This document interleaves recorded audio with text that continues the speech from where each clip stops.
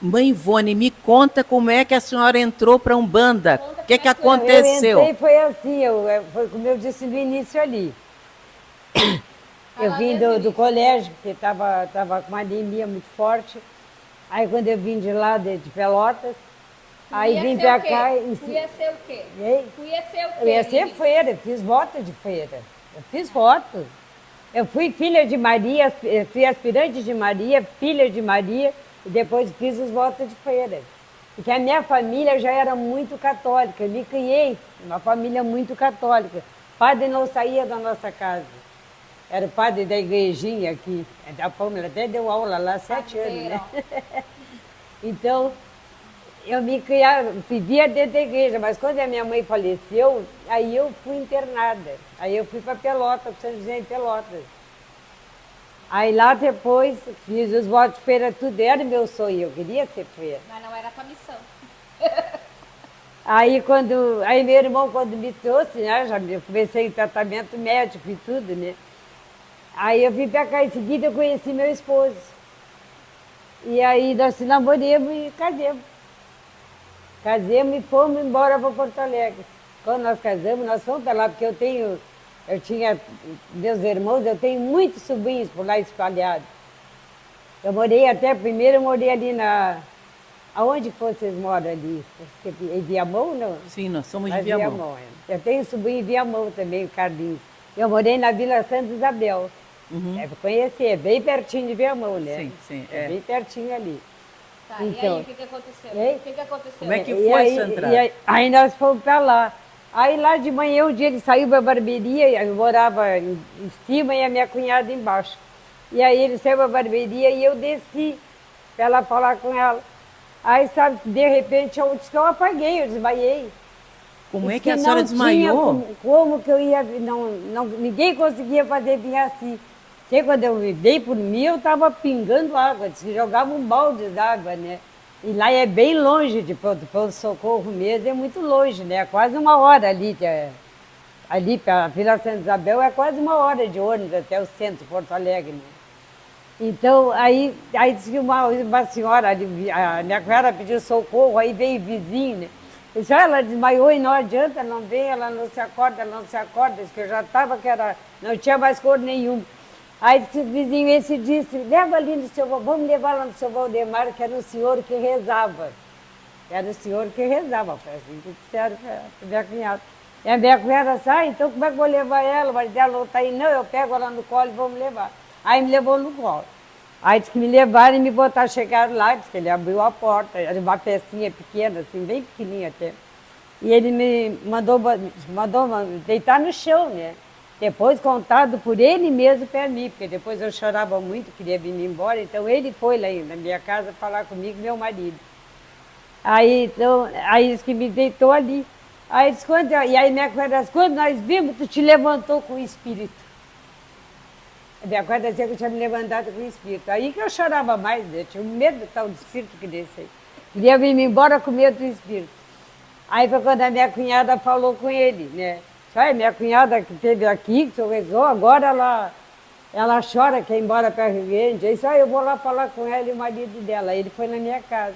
Aí ele disse para mim assim, olha, pelo que eu sei de ti, guria, eu nunca tinha visto numa vida uma terreira. Na minha vida eu nunca tinha entrado numa terreira. Eu nunca tinha visto.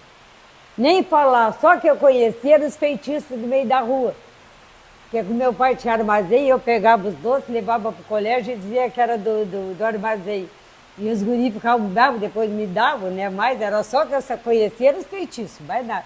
Mas não sabia de onde vinha também, nem porque vinha, né?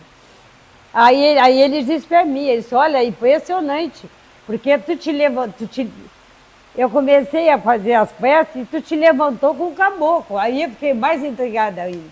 Eu digo, ai meu Deus, o que é isso? Então a primeira entidade que a senhora recebeu foi o caboclo, o rompe-mato. Foi o mesmo caboclo que eu trabalho até hoje. Quantos anos a senhora trabalha com esse caboclo?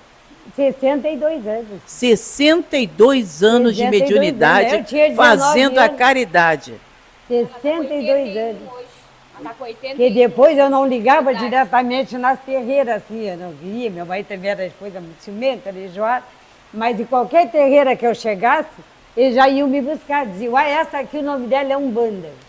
Eles me chamavam, diziam que meu nome era Umbanda. Aqui mesmo, eles me pegavam de chegada já, me levavam. Eu trabalhava todo tempo. Quando via, estava terminando os trabalhos. Isso que é importante. É semelhante às histórias antigas, que a gente nota nos médios antigos, o mesmo tipo de quadro. Esse desfalecimento, acorda incorporado, já vem o guia, e o guia já vem pronto.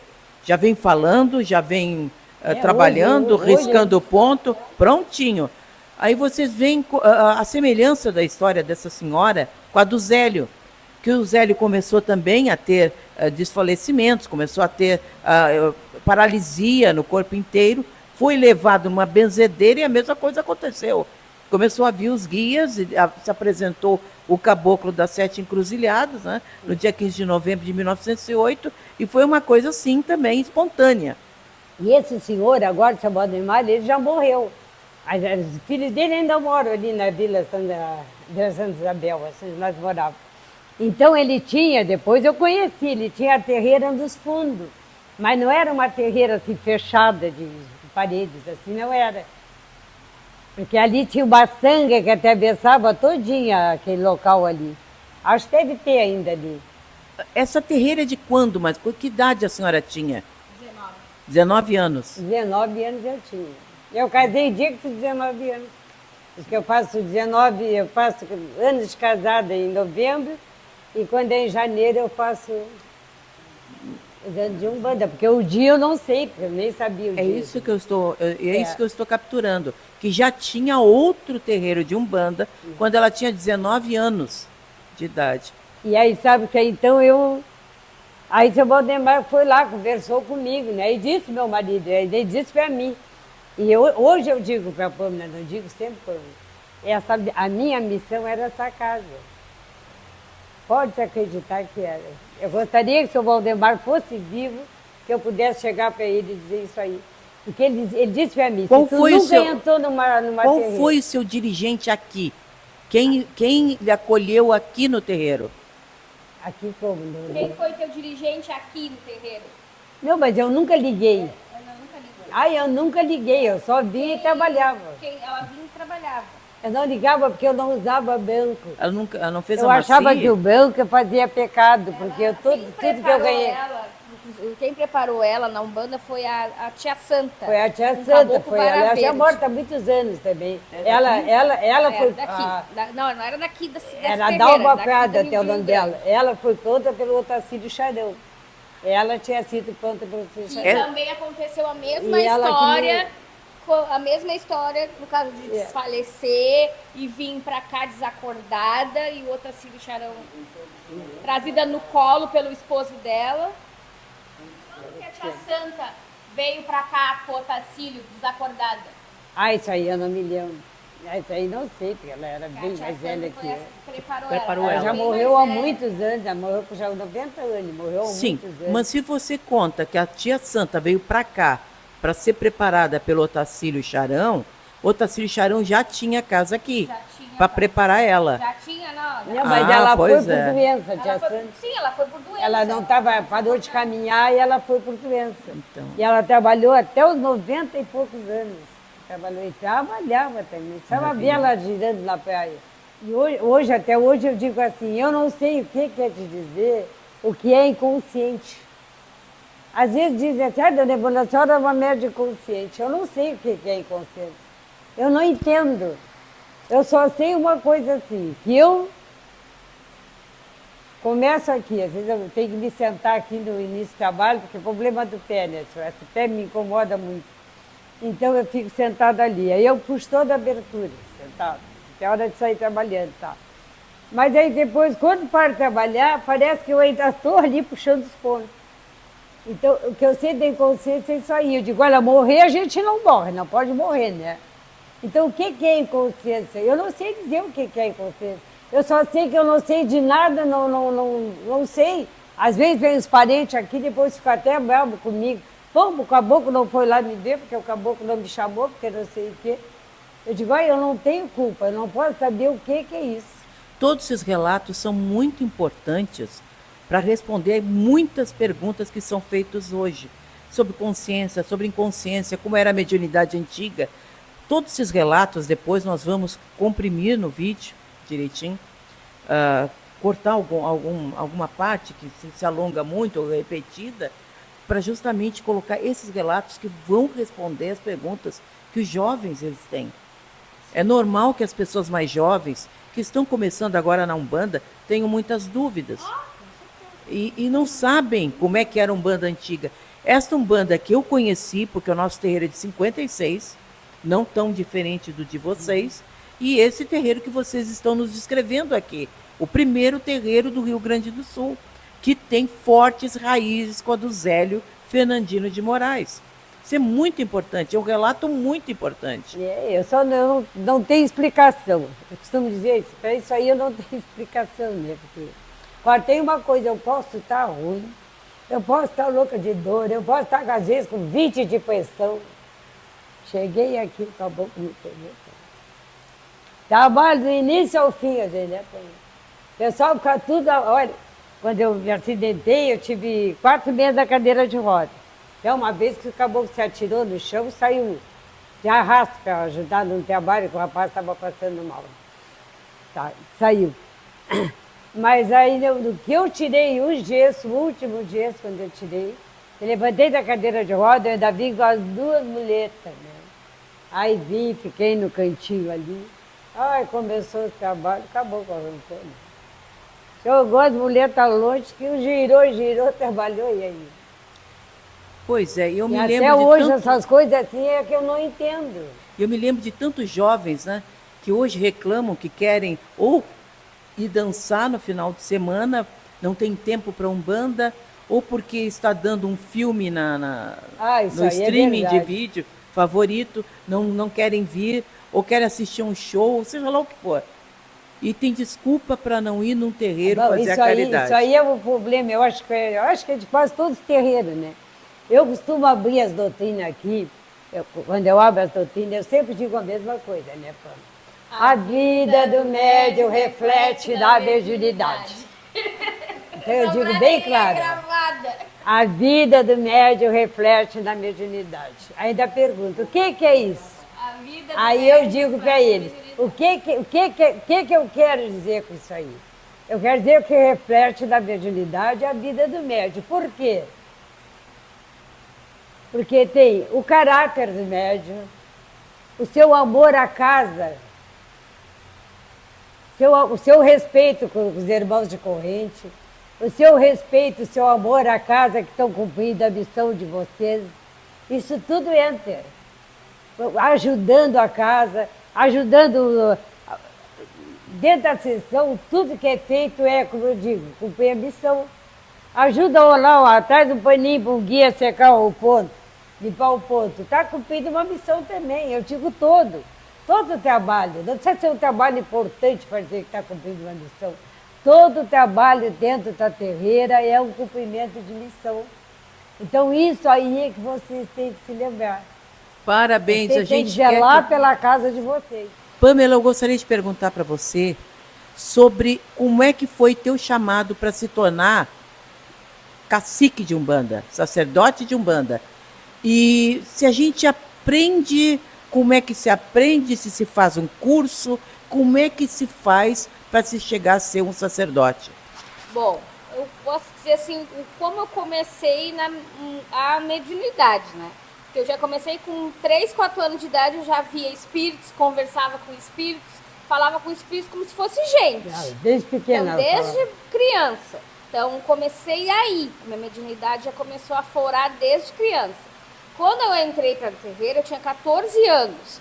Quando eu entrei, ainda a minha avó ainda falou, né? Ó, tu sabe que a Umbanda é compromisso, claro, é um vai perder compromisso. muita festa, muito baile, tu vai ter que deixar de ir. E eu disse, não, eu vou assumir. Desde então eu assumi esse compromisso, desde os meus 14 anos, eu tô há 25 anos. Pra cacique, acho que tem uns 3 anos. Cacique, uns 3 anos. Que o caboclo da avó já vem preparando a minha cabocla, né? orientando, mostrando as coisas como é, como não é. A cabocla dele é uma cabocla muito antiga. Também é uma cabocla antiga, que é a cabocla Dorvalina. A cabocla Dorvalina é uma cabocla antiga também. Conhece Tá? a cabocla? Então, a cabocla também já veio, já sabe, né? Os caboclos eles já vêm sabendo, já tem o conhecimento deles.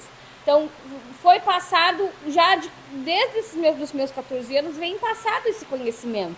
Não tem um curso, pronto que eu possa dar para as pessoas como ser um cacique. Não tem. Primeira coisa não é simples, ela é complexa, bem complexa. Eu ainda não sei nada, vou dizer assim, eu estou engatinhando. Então não tem como fazer esse milagre acontecer. Não.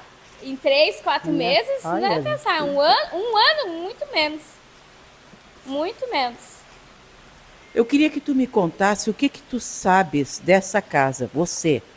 Já conversamos com a mãe Ivone, eu gostaria de conversar contigo sobre o que tu acha sobre a formação da casa, o que te contavam, como é que era, como é que os médios se portavam, quais as linhas, o andamento dos trabalhos, quantas vezes por semana, que tipo de trabalho que tinha, esse caboclo, preto velho, essas coisas todas, a rotina da casa. Eu entrei no tempo do Silvio, né? Do Silvio Torrada Reis. Então, naquela época, se puxava a linha da Marola, linha de Iemanjá, primeiro. Você puxava a linha da Iemanjá, aí se girava, tinha o desenvolvimento na linha da Iemanjá. E para depois vir os caboclos da mata. Depois vir os caboclos de mata. Muitos anos eu trabalhei só com a cabocla da Iemanjá. Eu me desenvolvi com a cabocla da Iemanjá e com a cabocla Iracema, a cabocla da Marola. Para depois vir a minha cabocla da mata. A cabocla da mata tem uns 15 anos que vem, né? Que se aproximou de mim. Então, naquela época funcionava assim. Hoje funciona diferente, porque a casa é de São Jorge. Então, se puxa a linha de Ogum primeiro, para depois puxar as outras linhas. Né? Caboclo, linha de Iemanjá, linha de Oxum. Aí, então, a gente faz vamos dizer assim, uma ordem para puxar as entidades. E a linha de Exu, vocês trabalham com gira de caridade aqui com Exu ou não? Sim. Aí, a linha de Exu a gente tem feito assim. Porque como estava ficando muito extenso, né, e os preto velhos não estavam conseguindo vir trabalhar, e como a gente trabalha de sábados, 15 dias, então a gente resolveu fazer um sábado a linha de Exu e um sábado a linha de preto velho. E todas as quintas-feiras é a linha de caboclo, linha de Ogum e linha de caboclo, que é os trabalhos de caridade que a gente faz aqui no centro, hoje. Então é 2 vezes por semana? 2 vezes na semana. Todas as quintas-feiras, a partir das 8 horas, e sábados é de 15 dias. Sabe que eu toquei a pandemia todinha aqui no Reino? Toquei todas as quinta-feiras, toda a pandemia. Porque nós temos na Câmara de Vereadores, nós temos essa casa aqui, ela foi considerada uma casa de utilidade pública. Só um pouquinho para a senhora falar de novo. Essa casa é considerada uma casa de utilidade pública. Tem uma lei na Câmara dos Vereadores. Então ela é tombada, essa casa? Ela não é, ainda não. A gente está querendo fazer isso aí. Sim. Mas o ela que tem merece essa lei as que ela autoridades. é uma casa de utilidade pública. Nós estamos com um processo... Tem uma lei na Câmara dos Vereadores. Tem o número da lei, tem tudo direitinho. Nós estamos com E as pessoas vinham chorando aí, né? As pessoas pediam na minha casa, eu ficava apavorada. O que eu vou fazer na minha casa? Aí pediu, pelo amor de Deus, dona Ivone. Aí vi, olha, enchia. Quando eu via, estava cheio, né? O que eu ia fazer? Aí a gente tinha que trabalhar, né? Trabalhei todo dia a pandemia. Graças a Deus não tive nada. A minha família também, graças a Deus, ninguém teve o coronavírus, todo mundo bem. Graças a Deus, ninguém daqui também, graças a Deus. Eu gostaria de perguntar para vocês sobre o amaci. Como é que é feito, no caso? Há terreiros que usam bebidas, como antigamente a tenda Nossa Senhora da Piedade. Outros usam só ervas. É claro que eu não vou perguntar em detalhes um ritual tão sagrado e tão particular de cada casa, mas eu gostaria que, dentro do possível, sem ferir o fundamento da casa, tu nos explicasse um pouquinho sobre o que é amaci, na casa mais antiga do Rio Grande do Sul. O amaci é feito com as ervas de caboclo. As 7 ervas de caboclo. Não tem nada de bebida alcoólica, não tem Não leva ervas bebida de nenhuma. orixá de cada um. É 7 ervas de caboclo, que é malva cheirosa, alecrim, guiné, orô. Agora eu esqueci as outras. Alecrim, é uma manjericão, não, Falta aqui 2. dentro, né?